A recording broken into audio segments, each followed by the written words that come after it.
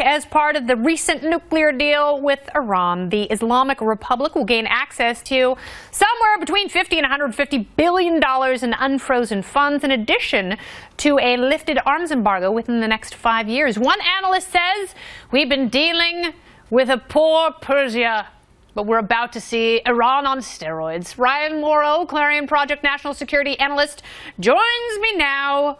So we know that there is such a thing as mutually assured destruction, that there is a nuclear détente. Is there an economic version of that? No, not with the Iranian regime. When you look at their constitution, they are legally required to pursue jihad. And so that's in their constitution. The second they stop, they're in breach of their own constitution. So you'll never be able to reach the point where they say, we're getting rich off of the Americans, forget the whole death to America thing.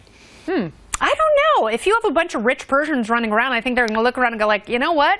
I totally want more white Mercedes. Well, what'll happen a little bit... This authoritarian theocracy sucks. And I want a little bit of a change.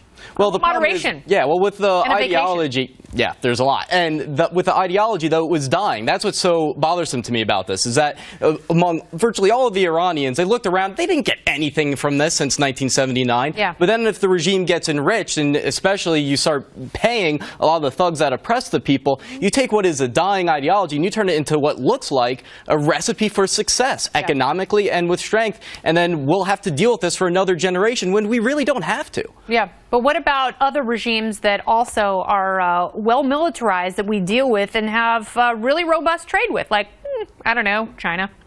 Right, and I mean, it's not the same situation, though, because China isn't a state sponsor of terrorism. And so you have to deal with the fact that Iran is financing. In which way?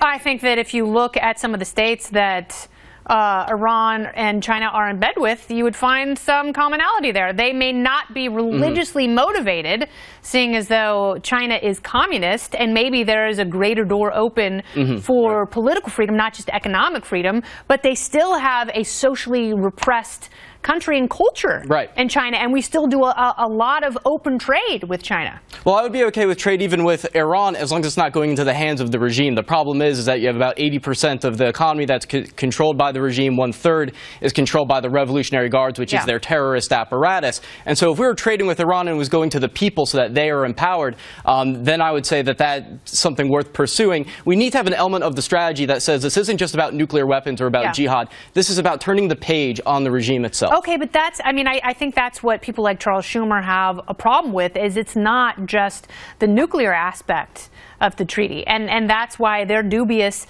of this deal. And, I think the Iranian regime is horrible. I think they're awful. And I think they are destined for a hegemony in the Middle East. I think, unfortunately, that's a foregone conclusion. But I also think that even if Congress vetoes this deal and the president can't override it, or rather, if Congress does not approve of the deal and they override a presidential veto, you're still going to have all sorts of money pouring into Iran, regardless of the United States involvement. Then what? Well, if the U.S. starts sanctioning companies that do invest in the Iranian regime, they're going to choose our economy over the Iranians.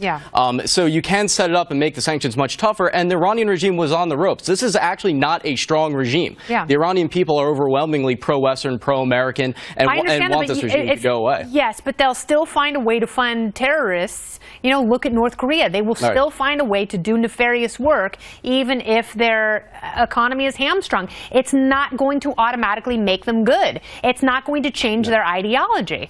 Exactly, which is why I'm saying that even with the sanctions, the question always has to be, how does this shorten the life of the regime? And it can't just be about nuclear weapons and sanctions for the sake of sanctions. I want there to be an end game here. Cancer.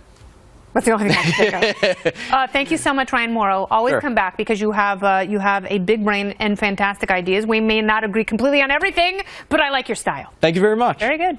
Coming up, why it's